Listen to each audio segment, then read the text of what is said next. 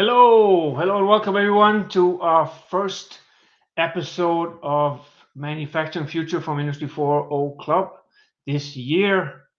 And hey, Ira, good to see you again. Yeah, and it's great to be back, in the new year, getting things rolling here with the Industry 4.0 Club. It's good to be back on the line here. So it's good stuff. Yes, we've been a little off the air.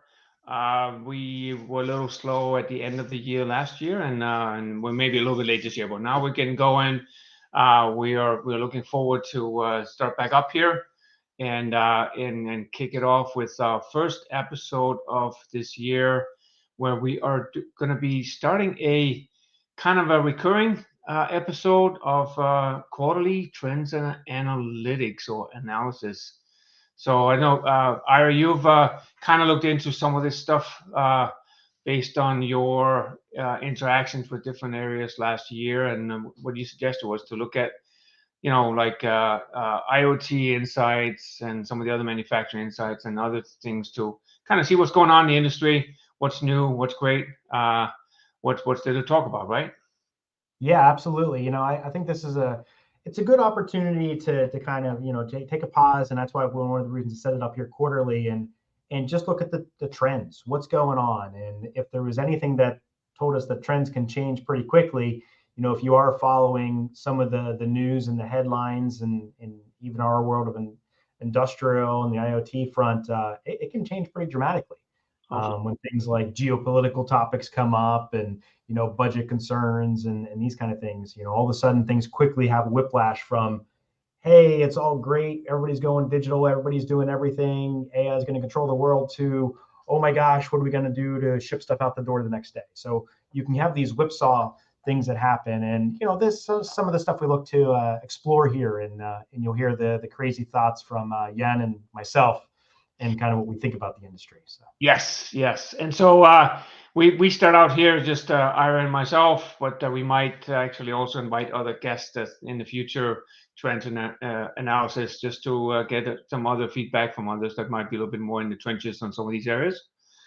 So that will be interesting to go forward. We also are starting to or have planned out the next 6 months, and we're going to then plan out the rest of the year as well. Have some interesting topics to talk about. We're going to talk a little about IoT and cellular and global cellular. We're going to talk about some of the industry shows coming up, because there's some interesting shows coming up here around the end of Q1, Q2 starting point. That we're definitely going to be talking a little bit about. We are actually probably going to be joining some of those in person, some of us. So that might be interesting as well.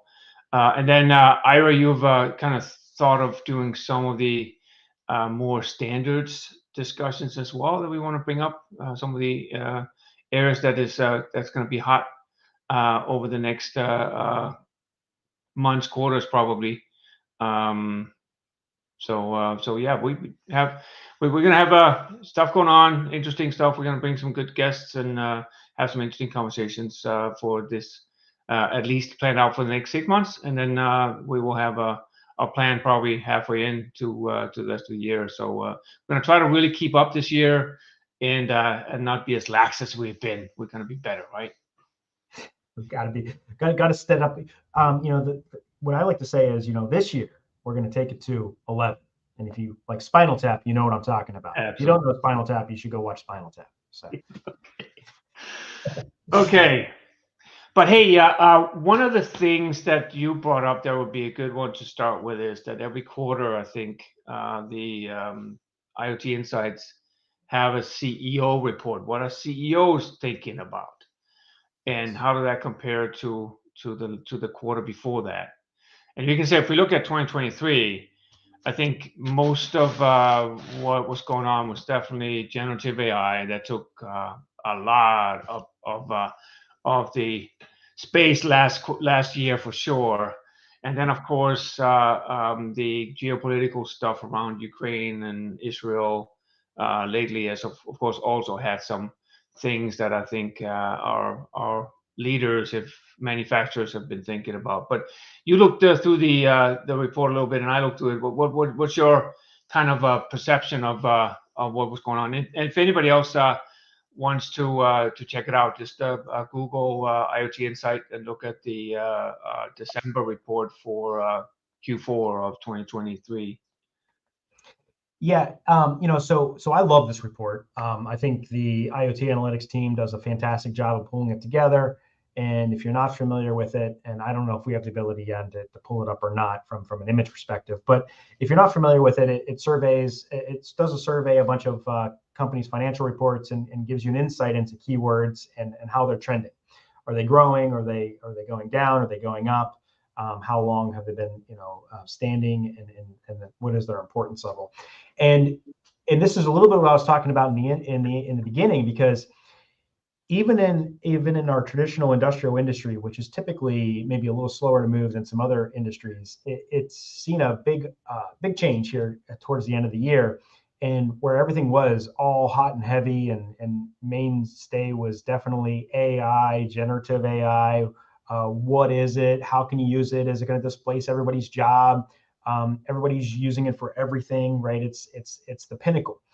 And like a lot of technologies, a lot of key things, I believe this is one of those things that is it's following the hype cycle, and it's really going up to the point where I think we've really hit the pinnacle of its excitement, to the point where the excitement has outpaced maybe what it can do at the immediate moment. So then you get this trough of disillusionment where you kind of come down, because it's like, okay, well, it's not gonna slice and dice and be the best thing in the world today.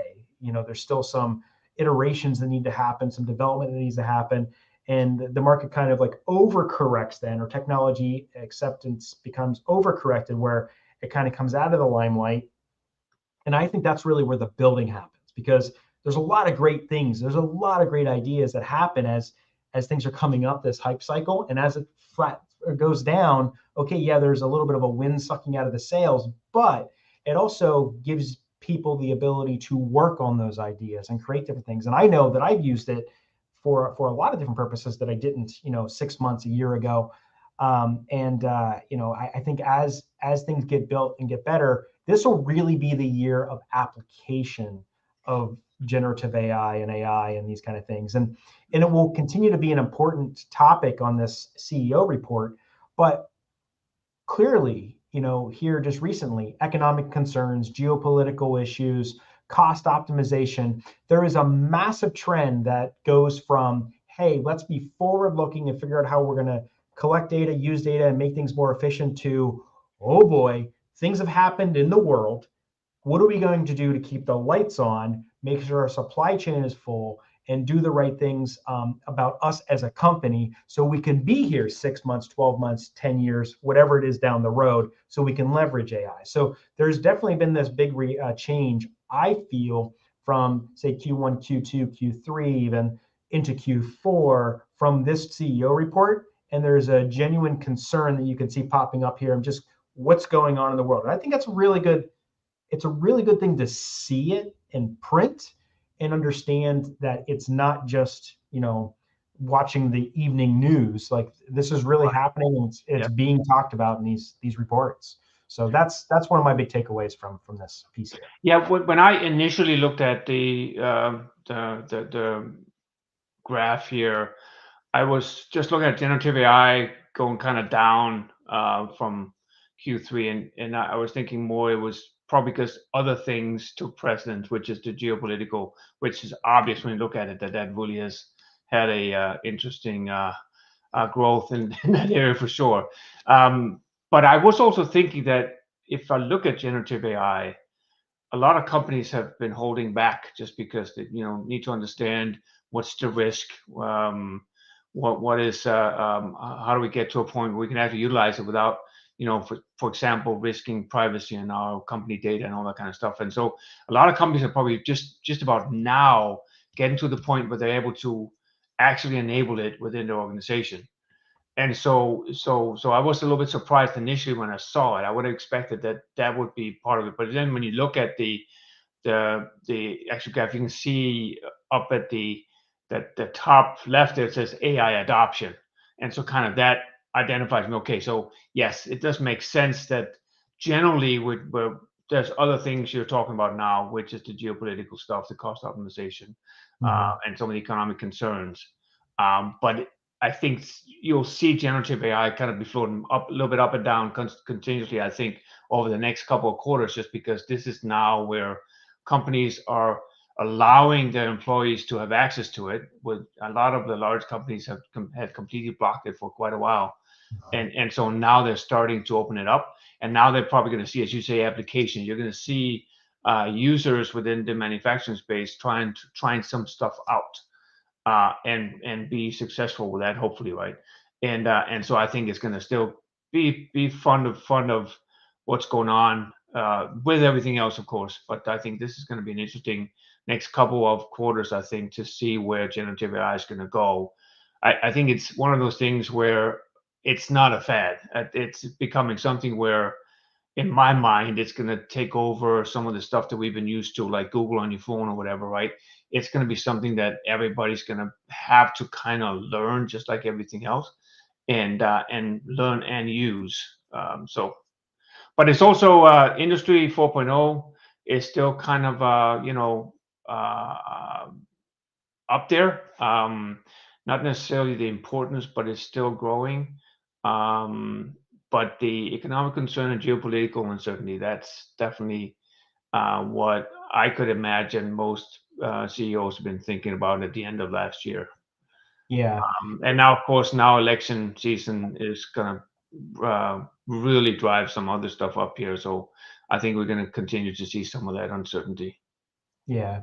And it is interesting. I mean, the Industry 4.0 on this particular report that's on the screen, where they drew where the IoT analytics, I don't necessarily completely agree, where they drew the bubble to define what Industry 4.0 Yeah, is. Some of the yeah, topics there are not completely appropriate. And it is a little bit of worrisome to me as well when you look at Industry 4.0, and that being something that is not as important as maybe it once was, or digitalization. And sustainability is. It's still over there on the right hand side. It's still important. It's not yep, growing as much as it once was. And I really hope these things come back into the limelight and are really important, because it's important for manufacturers to be thinking down the road, thinking about digitalization, thinking about Industry 4.0, collecting data to be able to utilize the data to turn into information to make meaningful change in operations. Because if we don't, that's going to make AI harder. It's going to make it harder to deal more with the geopolitical challenges. All these things kind of feed together, and I know that's one of the last things these CEOs want to think about, because at the end of the day, it's, what does my pipeline look like? What is my inventory situation? How can I, make sure we maintain profitability for the shareholders? Like, that is top of mind and really what the measure is. yeah, And these other things are cost. Yes, they may help a couple of years down the road, but really a lot of these companies are measured from quarter to quarter, not from 3 to 5 years, 10 years.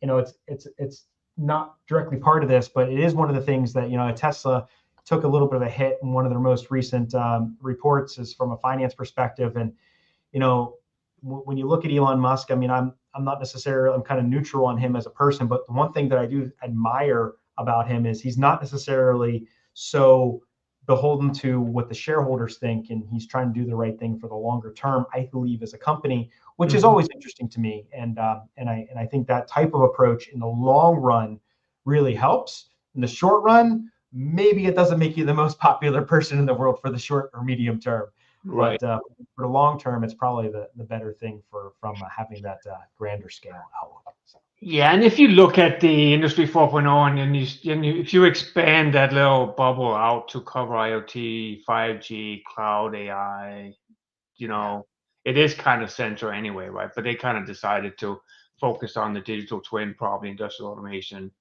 area. Mhm. But I mean, Industry 4.0 is broad, right? It's a lot of things, and if you really look at what the different keywords are here, it could absolutely be expanded out to cover like the center area, which is what we probably would expect anyway.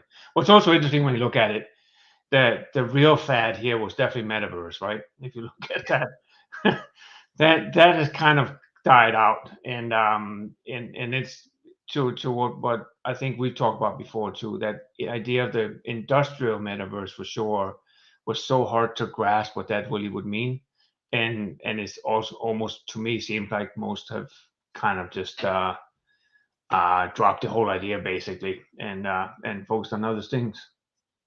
Yeah, I know there was still a little bit of a rumbling about the general metaverse at CES with a couple of topics, Yeah, but yes. I couldn't talk specifically about what was discussed from who and these kind of things. I think Siemens still mentioned something about it. So Yeah, that's good. I think I saw that last time as well. Yeah.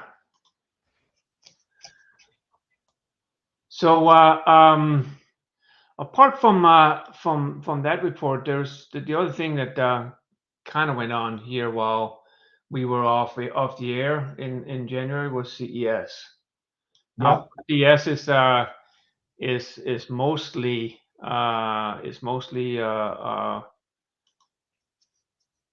consumer based, but we've also in the past when we were doing Clubhouse, we had the people on talking a little bit about how John Deere was doing some very interesting thing on the outside of the CES show.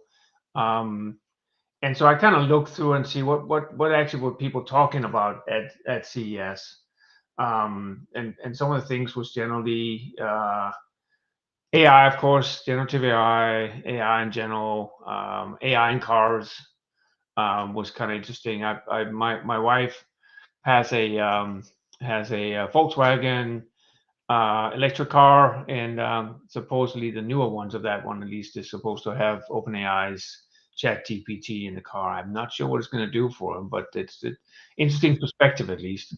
And I know that there was something about Samsung and Hyundai was working on AI in cars as well.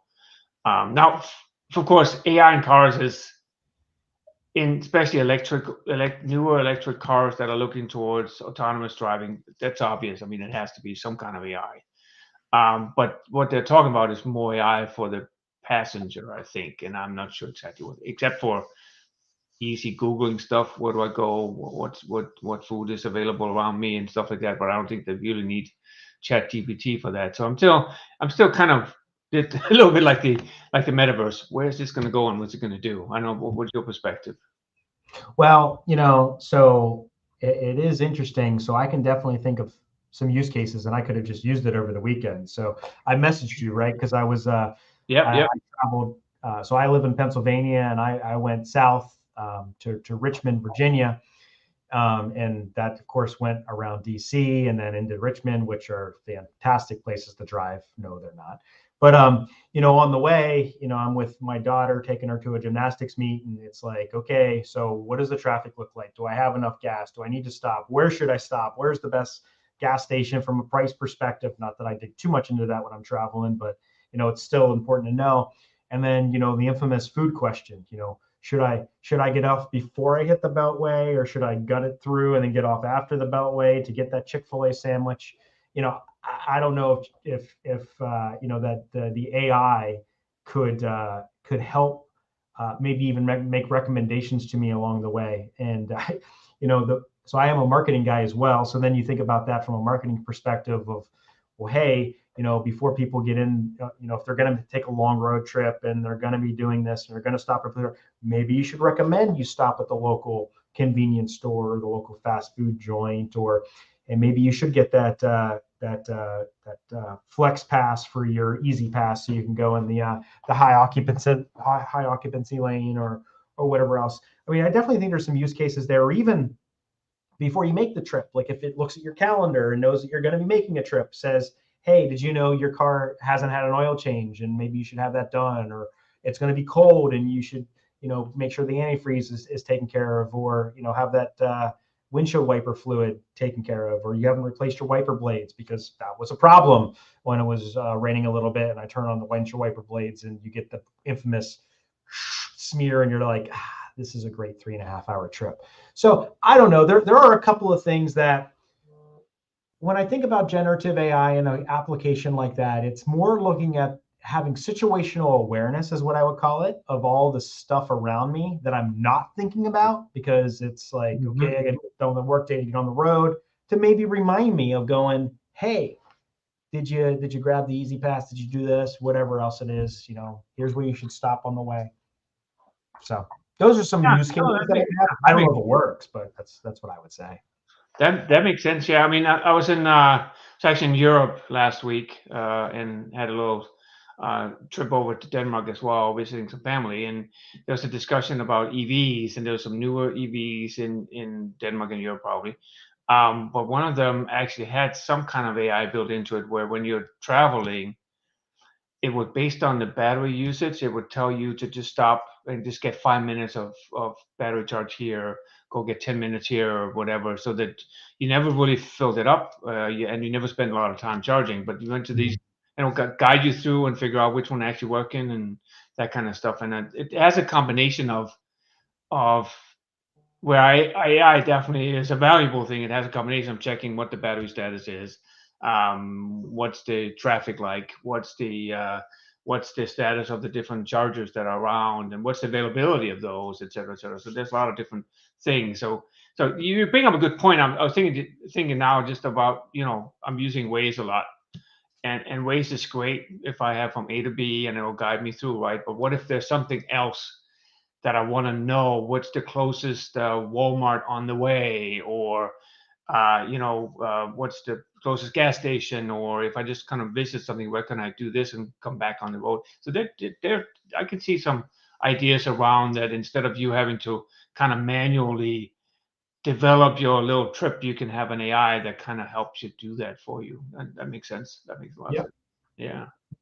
Yeah, so it's been interesting. The future of car driving has always interested me. Yeah. I'm that person that's not enthusiastic about actually having my hands on the steering wheel like others are. I would like everybody just to automatically drive, and I don't have to worry about anybody else or myself. So I'm always looking at when are we going to get to that kind of future. But then there's others that I talk to, of course, that's exactly opposite. They could never imagine not having the foot on the gas and the hands on that Yeah. steering. It's funny because, so just the way you presented that, about you not wanting to have your hands on the wheel, just that scares me. So yeah, and you got to let me know if you're ever coming up to me or if I'm not on the road. But I'm not thinking about everybody else.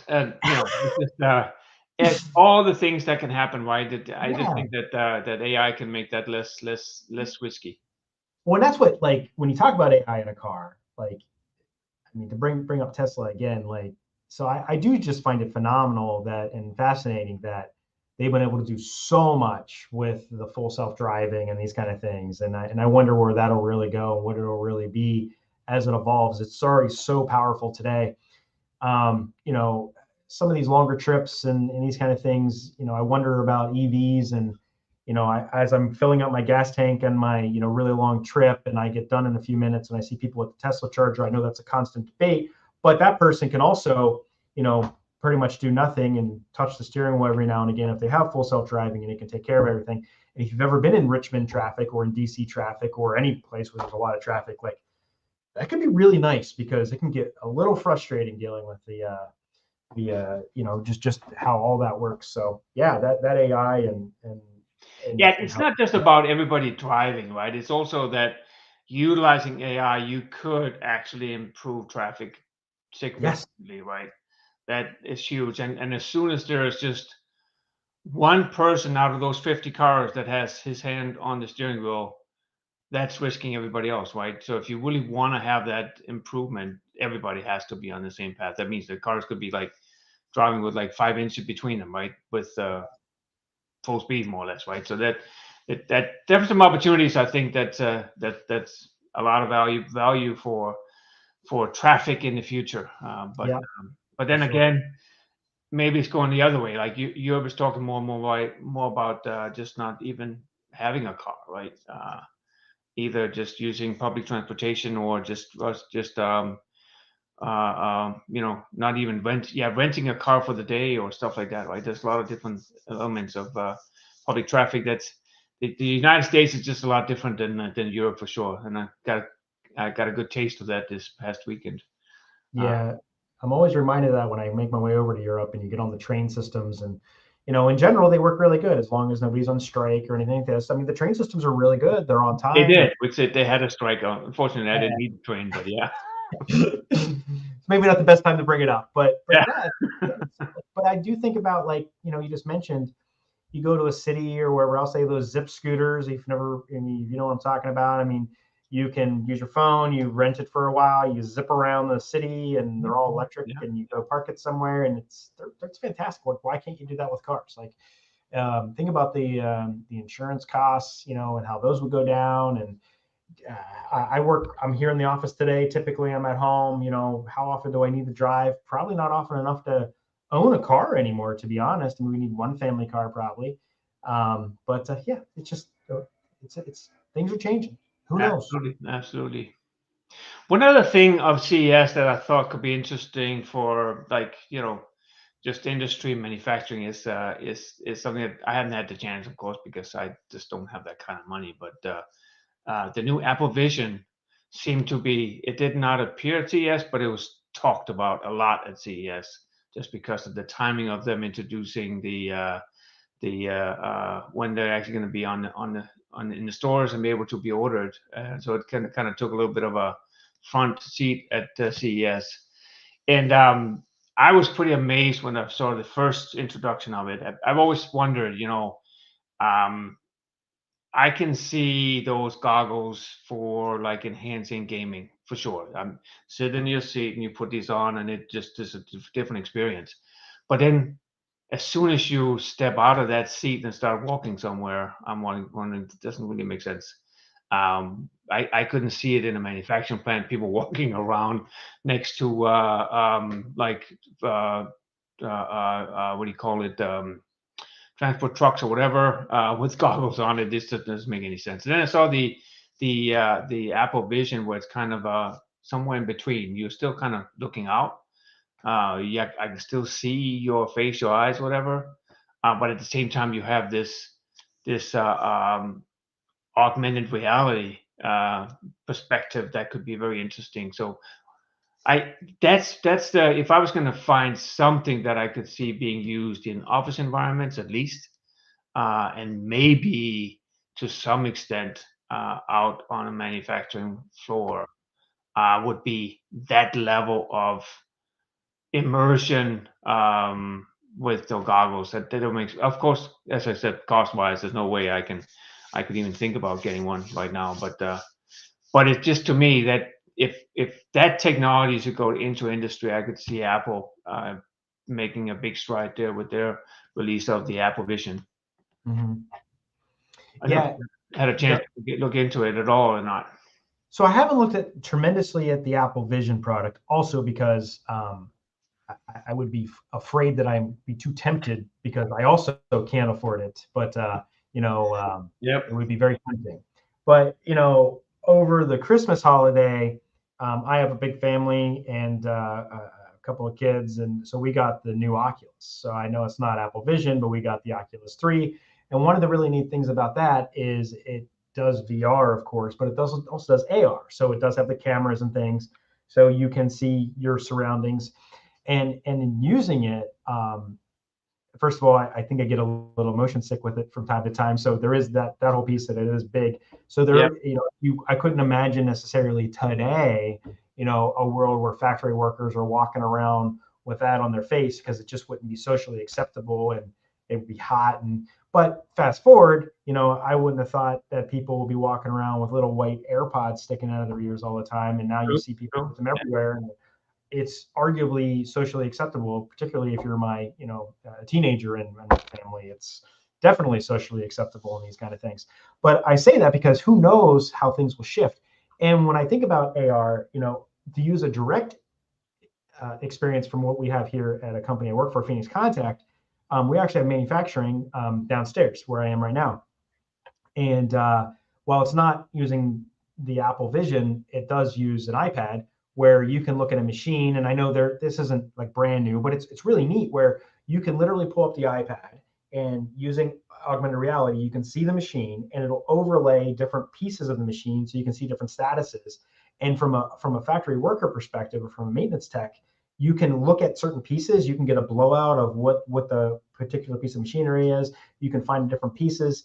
And well, you have to hold a device to make that happen. I would imagine that in the future, like what you're saying, from a working perspective, having that on your face and being able to kind of go in and just have your data sheets right there, have your manuals, have your service pieces, whatever it is, that can be really powerful. You couple that together with some AI that we were talking about, maybe Yep. a localized LLM, a large language model that's based on the machinery and how it's working.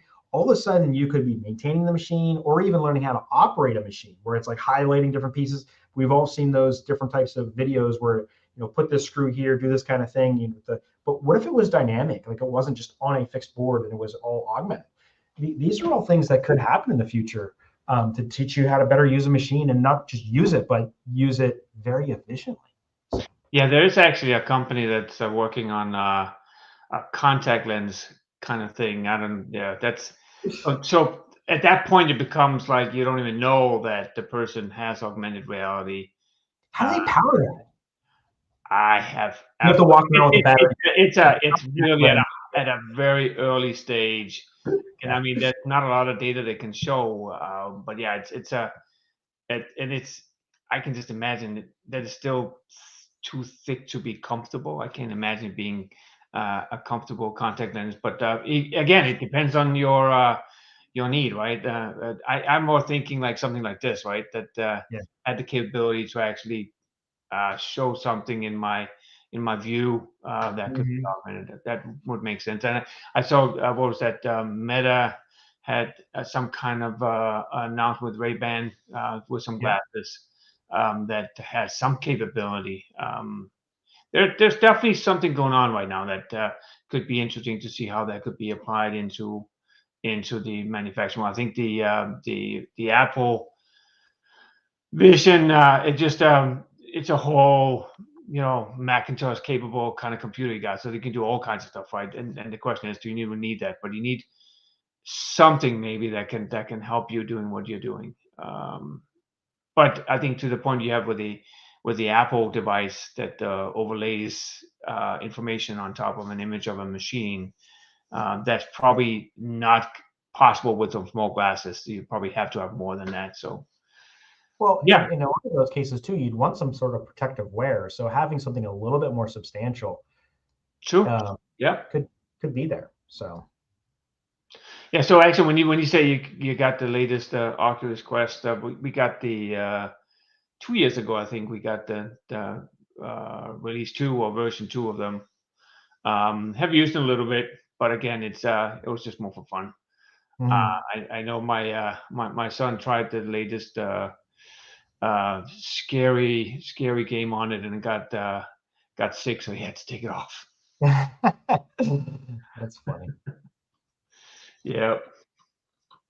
So one of the other things that I thought was interesting when looking at the news today is that we kind of mentioned before talking about the CEOs, what they think about geopolitical is definitely becoming a hot topic right now. Mhm.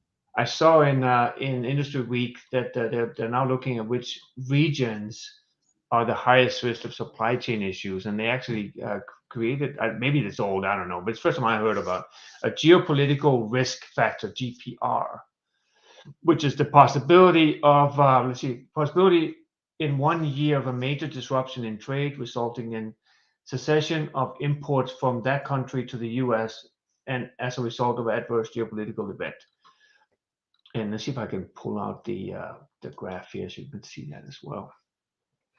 Yeah, and this whole topic here is really important, and because I mean, if you're listening to this, pretty much regardless of where you are and what you're doing, whether you're run a facility, whether you're a supplier, manufacturer, marketing, sales, engineer, these are the types of things that affect everybody, Mhm. whole the entire economy. So I think it's good situational awareness to kind of understand what's going on, and that way you can make your assessments at least mentally, kind of what things are happening. But you also have to understand that a lot of this is outside of your direct control, so you have to kind of be a little bit more reactive in how you deal with it. But it's important, especially with these trade routes that are in severe jeopardy, and making it really hard to get things into particularly Europe, not affecting the U.S. as much, but yeah, it's tough. It's a lot of it's a very good reason why there was such I would call it a whipsaw in the CEO report, from looking at all this forward-looking stuff to looking at a lot of this geopolitical and economic pieces, because it's big immediate term things that need to be looked at. Yeah, and everything has its cycles. So there's different things that CEOs need to kind of concern themselves around based on what's going on in the world. If you have recession, if you have election, if you have whatever, right? And right now, it's probably most of it is Israel and Ukraine that's taking the focus here. And if you look at the uh, uh, the little world map here that they put out with the geopolitical risk factor, it's pretty obvious where things are, right? You can kind of see the whole Eastern Europe area with Russia. You can see the Middle East, and you can see how the effects are going with there's a little bit of light green in Europe, and of course, as I mentioned, I was just there last week, and there's a lot of talk about they're getting better now, but at one point, I mean, energy cost was like skyrocketing there, and they were really surprised that we never really felt it the same way that they did. There were people that their energy prices to heat their house was like 10 times Mm. up from what it was before, and I can just imagine what that effect would be if that happened over here. It would be crazy, right? I mean, just there are people that if they didn't, they were close to losing their house just because of energy costs, right? That's just really really great, and that has an effect on manufacturing and production and products and supply chain, of course, as well. So, um, but it's this not a lot to talk about because it's fairly obvious here, but it's just one of the things that this is one of the things I think is going to be top of mind for the next several months, quarters for CEOs and manufacturers for sure that ours. And it did actually bring another interesting article in that I thought Forbes had a prediction or an article around reshoring, and so that's happening for a while now. I think you had China kind of pushing manufacturers to that, but this whole geopolitical thing is even probably enhancing that manufacturers in the US are thinking more around, if I you know we've had a very interesting couple of years since COVID happened, supply chain issues from COVID, and then we got past COVID, and then we got this whole Ukraine issue for the last year plus, and now we got Israel going on. So I can see manufacturers that is relying on a lot of components from the outside that they're thinking about how long term can we be more sustainable, not energy sustainable, but production sustainable. Yeah, it is an interesting topic because that was, of course, the major buzz once we hit the supply chain challenges. Through COVID was onshore. Big and in particular with the semiconductors. It feels like only yesterday, there were cars just at manufacturers, GM and Ford, that were sitting there because they were missing a couple of chips. So there was this big push to get these fabs onboarded and things, and they take years to get done. So it's a major effort, and I actually haven't looked at it recently because just the demand isn't there as it once was. In fact, in that market, the whole thing is kind of pendulum swung. But it's not a new topic, and it's been around for a while. And these challenges, these geopolitical challenges, on top of the previous challenges, are even reinforcing that more. The question will be: is can we do it at a price point that makes sense, and does that matter?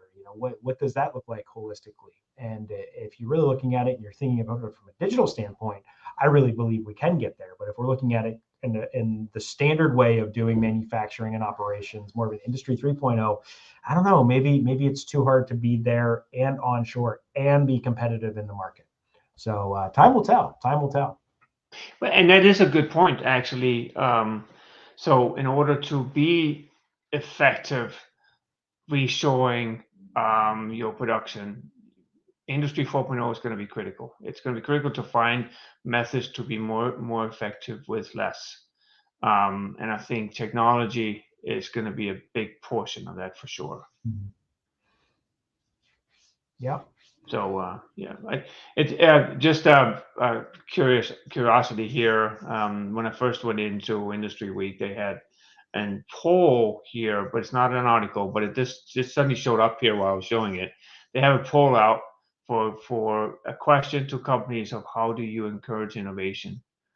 And I went in there and put my little doodles in there, but this is one thing I'm definitely going to be following up because I'll be interested to see the result of that because this is one of the things that is one of my focuses is innovation. Is how do you come up with the new thing that will either make you more efficient with what you're doing or even potentially find a whole new market that was on tap, right? And so innovation is really how do you get your company focused around not just making those small improvements that yes, it's going to save you some money, it's going to be a little bit better, but how do you find those really innovative ideas and that'll take you the next step up compared to where you are today. So I'm gonna just as I said, just a curiosity thing I saw there was pretty interesting to see what the result is. So I'll see if it's something that they're gonna probably in a future article. Maybe we can talk about it in the next quarter or the quarter after. See if they have the result of that. But that could be an interesting thing. I know um, what your focus or what your thought is on innovation. Yeah, I mean, I think there's been, a lot of innovation done, particularly through this AI craze and everything else. I mean, and in general, I think innovation is super important to the future of success of things. Now, I will say that innovation without direction can cause a little bit of chaos because you need to have a goalpost, right? So, because you could be a manufacturer and talk about great innovations in the finance world, but if you can't directly apply it to what you're doing from a daily basis, or it's so far of a deviation, it may be disruptive for you to embrace something like that, or even frankly research it. So, I do think, and if you look at what makes good operations, good digital change, good digital transformation, having a digital strategy is kind of paramount, and a big part of digital strategy is having a goal, having a statement that you can kind of follow.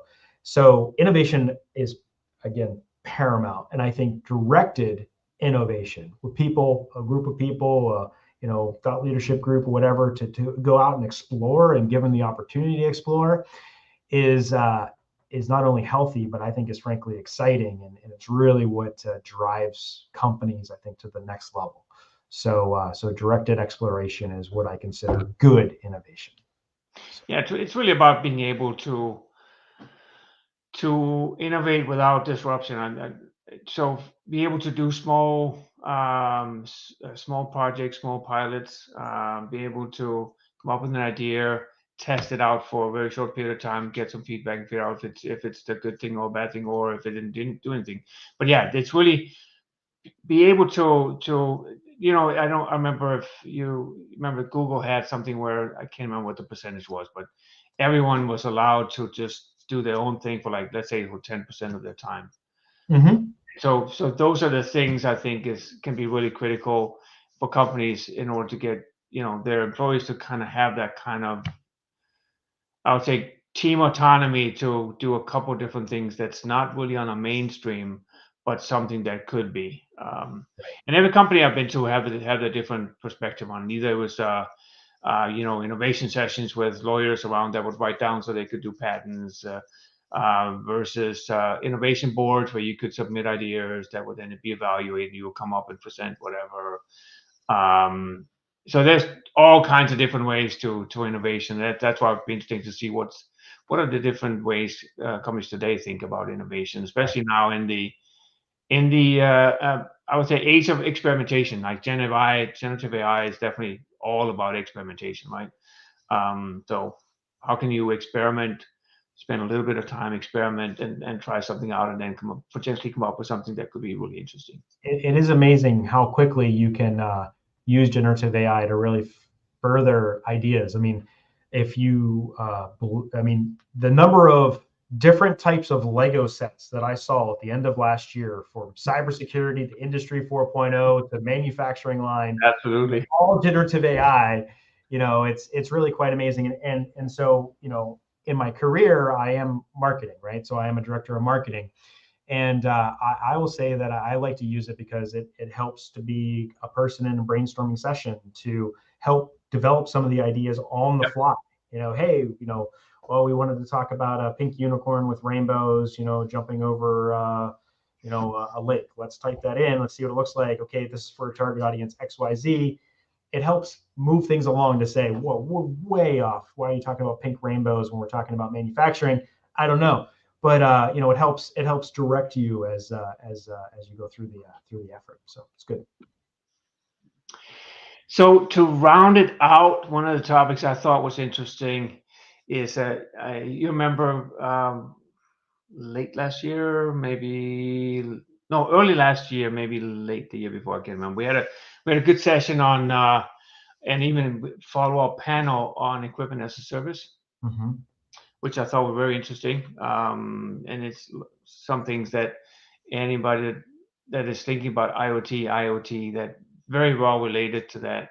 And then I saw in Forbes talking about manufacturers aim to triple what they call XaaS revenue by 2030, which Hmm. is very soon actually for that. And so and I see those trends as well, and I see everybody's talking a little bit about the idea of um, services, product as a service, equipment as a service, and so it's almost like this hyper economy around if I can have a recurring revenue for something as opposed to sell something and walk away.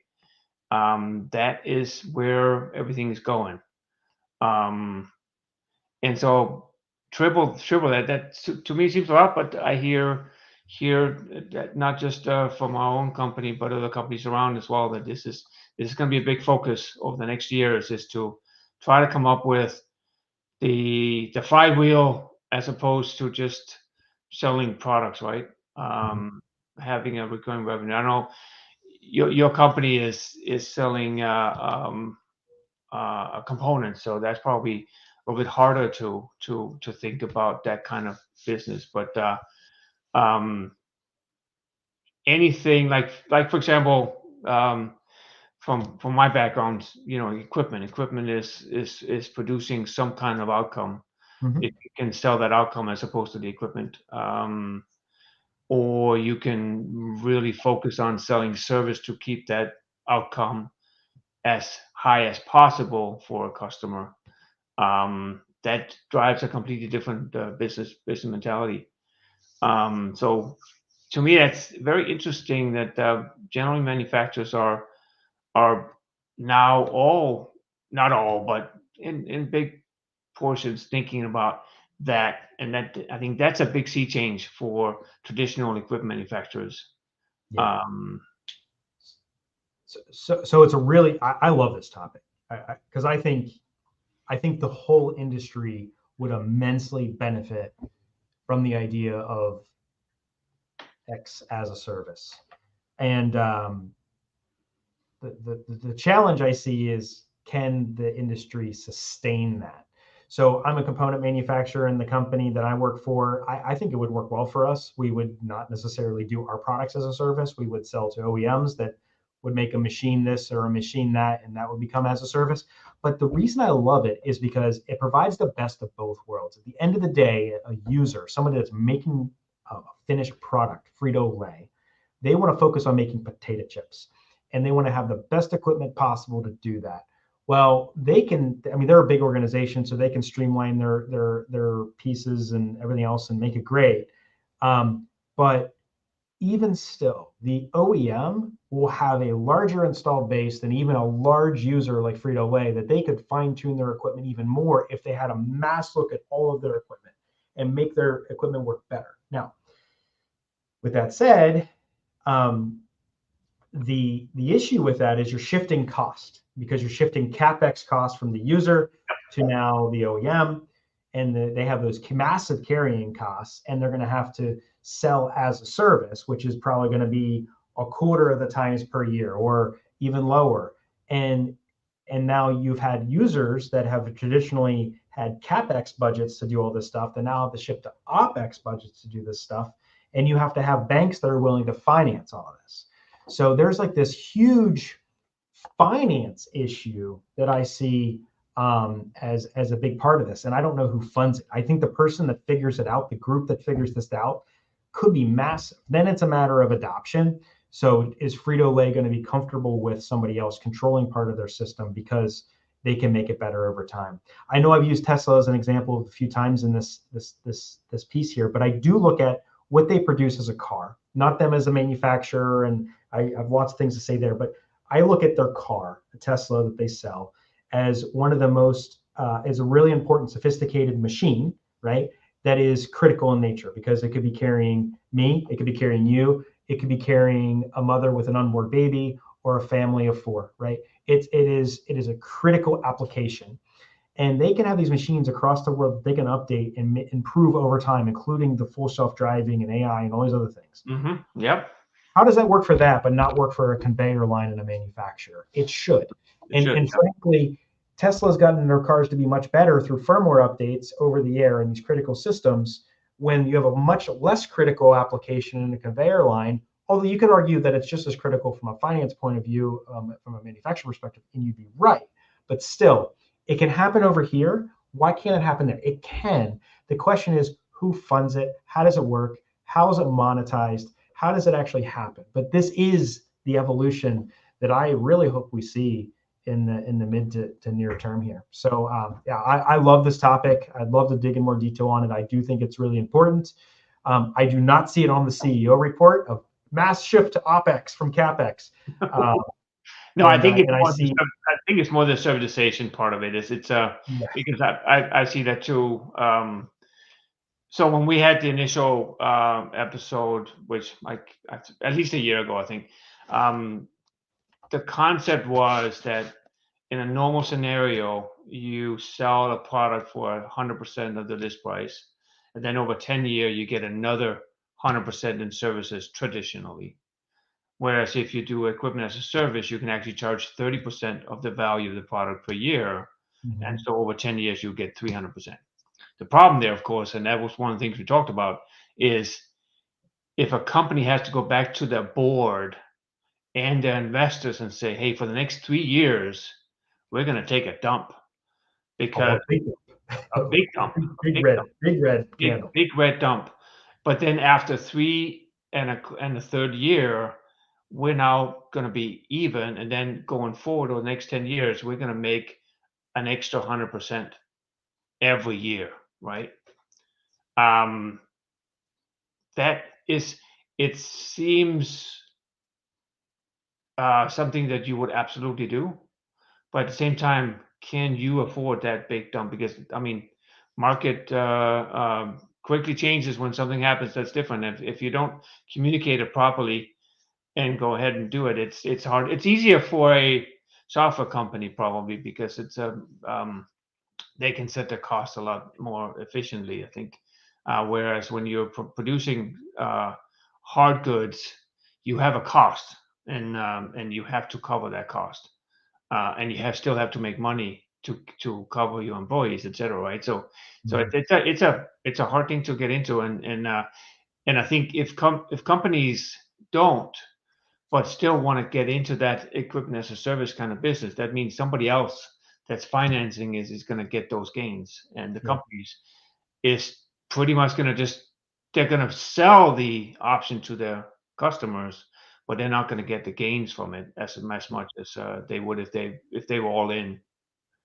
So it's but I think X as a service is broad, right? So it could be equipment as a service, it could be increased services, it could be uptime as a service, it could be reliability as a service, etc. I think there's actually a comment in the chat from LinkedIn. Exactly. Yeah. So, yeah.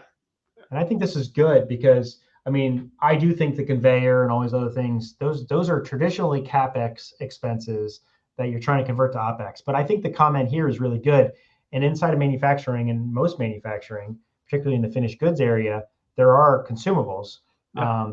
Actually, I just saw today, I was down in my manufacturing area, and we have the air fill products. Air Products, I think, is the name of the company, and they manufacture the little bags that or the bubble wrap that goes around products. Like, that's a consumable product. That's a great business model for anybody that's utilizing that. Where the majority of their revenue is not going to be selling the machine that actually creates the air inside the plastic there. It's actually selling the plastic to make the air. So getting as many machines out there as possible, having them perform, having maximum uptime, and then actually recouping the cost as a service by having the materials there is a great methodology. And I know some of these companies do that. And it's a good stepping stone into this. And that is already an OpEx. So then you're not actually shifting budgets around. Absolutely. So it's good. Yeah, no, absolutely. Hey, Ira, this is a good discussion talk. I, as usual, enjoyed having a conversation with you about all kinds of stuff, and I think we got around a lot of things here. I'm looking forward to continue this conversation over the next year, every quarter.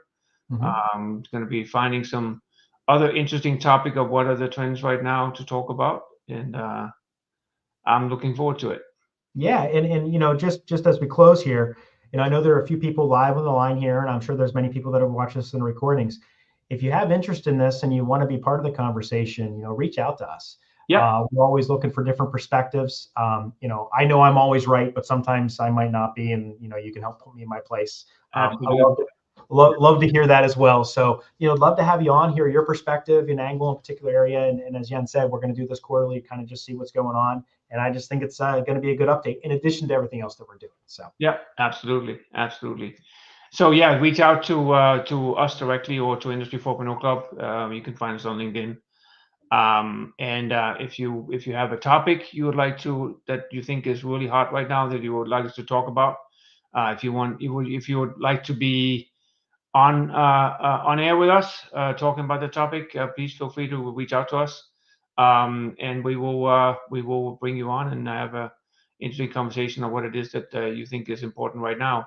And with that, thanks everyone for joining here today. And if you, as you say, as the Ira said, if you're live right now, thanks. If you're listening later on, thanks for that as well. And keep on following us.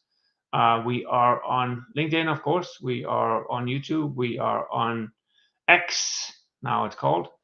Yeah, check us out.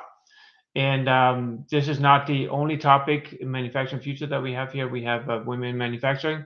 We have our fireside chats, and we are in the process of reviving our more soft topics around people, process, and culture. And so that's going to come up as well. We intend to have 2 events per week. So keep on joining us and follow us. It will be typically Tuesdays and Wednesdays going forward here every week, hopefully. So we'll fill as much as we can. If there's some weeks that we might be a little soft, we'll try to accommodate with multiple sessions on other days as well. So we'll figure it out. But yeah, keep on following us. And again, thanks for joining. And with that, we'll end for today and come again next week. Thanks, Jan. Thanks, everybody. Bye. Bye-bye.